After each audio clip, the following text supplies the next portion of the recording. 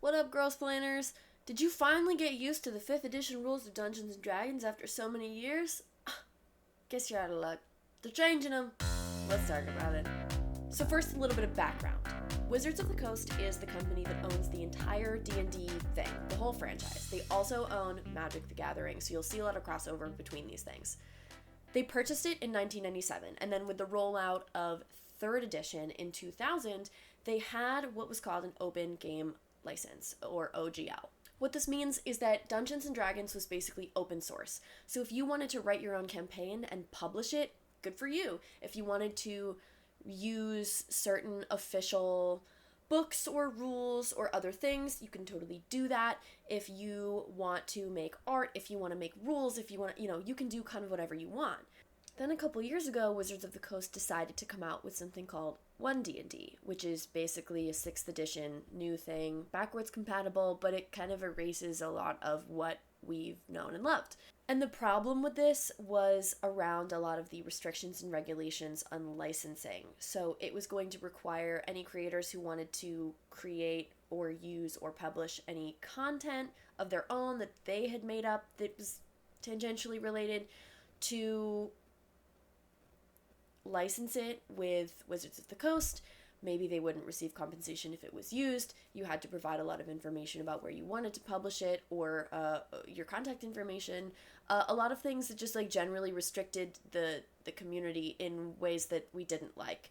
So they sonicked it because there was so much backlash when they did playtests of it that they just decided to cancel, no good, not do that, which was probably good. But they're still looking for a way to make more money. So now, in 2024, they've come out with something called the 2024 Player's Handbook. And sometimes you'll still see One D&D floating around, but it's not exactly the same. This is not 6th edition, and it's also not 5th edition, and it's also not 5.5e. I mean, essentially it is, but it's different, but it's not that different. It's kind of a compromise so that they can still make us spend a little bit more money to buy the new books, but they're not pissing us off so much that we don't buy anything at all. So hopefully this will work out a little bit better. The key is that it is compatible with all other 5e products, so you can still use your characters, you can still use all your books, it'll be fine. D&D is not going to just completely overturn and flip the table on us. There's also going to be heavy integration with D&D Beyond, which was the plan all along. They're really pushing that, and a 3D virtual tabletop option, which could be really interesting if you have the resources to do that. The release schedule is as follows. The Player's Handbook is coming out September 17th, which is coming up. Then on November 12th, we're going to get the 2024 DM Guide, and then next year, February 18, 2025, we're getting the new Monster Manual. Let's go over some of the changes in this new handbook and what they might mean for D&D players. So there's this new concept called weapons mastery. And a lot of these, if you've played Baldur's Gate, you're going to recognize. And personally, I'm theorizing that they used Baldur's Gate as kind of a test to roll out some features that they were going to try to see if people liked them or not. I have no basis for that, but that's what it feels like to me. So each weapon is going to have a mastery with expanded tricks you can do. Again, think Baldur's Gate, like cleave and topple. These are things you'll recognize. You can use this every turn. There's no limit to how many times that you can do it in a short rest or a long rest. That's a little different than Baldur's Gate. It'll also make swapping weapons easier. You can long rest to practice drills and swap out weapon choices, so you can maybe get weapons mastery in something that you didn't originally have it in. This is kind of like the proficiency that we know. And some subclasses and features will get you this automatically. So for the different classes, here's what they're going to get for weapons mastery. Barbarian will have simple and martial weapons. The fighter will have the same. For paladins and rangers, it's also simple and martial, but it's based on what your proficiency is. And then a rogue, it is based on proficiency with simple and martial with the added contingency of it being finesse or light weapons.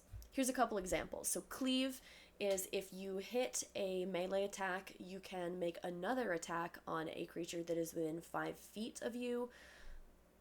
It's basically like hitting multiple targets. This is great for being really in the thick of battles. You also have graze. This is to increase your consistency, and it'll do damage equal to the modifier you used to make that attack if you miss.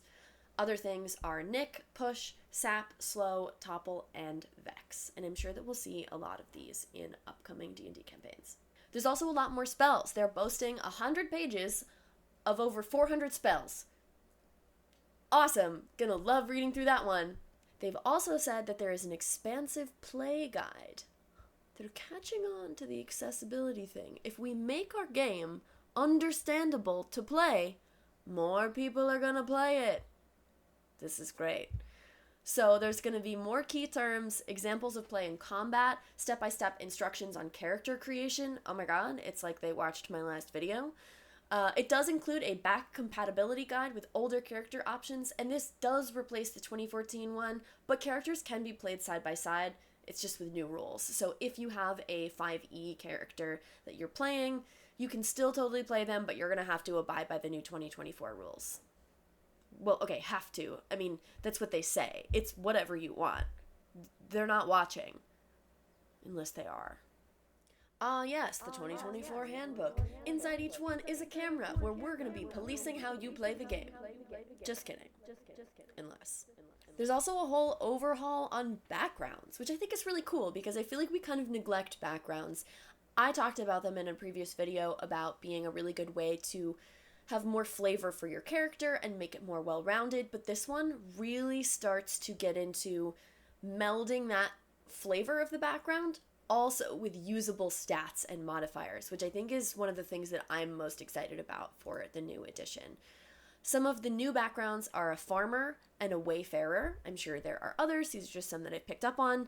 We're taking the onus off of the racial traits, and now they're calling those species traits, which is something interesting to note, and they're putting those more into the background. So it's not as much nature as nurture. That's ability score adjustments. You get 3 distributed how you like based on your background, not your species. This also makes it really important to pair a background with a class instead of pairing a race with a class. There's something new also called an origin feat, which is only available at character creation. I'm excited to see what these look like. I am somebody who really likes taking feats instead of ability score improvements because I think it's just more interesting. So having a special one that you can only use at the very beginning is really cool, and it allows you to customize your character in that way without having to get to a certain level or play for a certain amount of time. Continuing on with feats, there's something new called Epic Boon, which is a really high-leveled feat that's only available for characters at level 19. There's also fighting style is moved out of classes and into the feats, and so now there's more options. The books also are pretty. That's how they're gonna get me. They're going to print pretty books, and I'm going to want them because, listen, we all can find an illegal PDF of the player's handbook, but if it's really pretty, I'm gonna want to buy it. So I'm looking forward to the new release. As someone whose favorite part of D&D is maybe creating a character, I think creating a character with some new feature and background options is going to be really cool.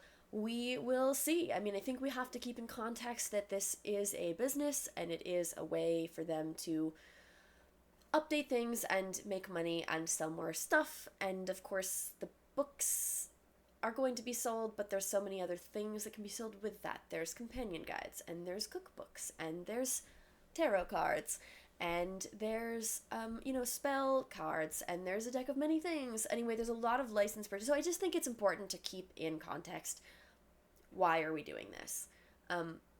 But I really like this as an alternative to what One D&D was going to be, and I think this is a way to kind of meld that and offer the people a little bit more of the creativity that they want.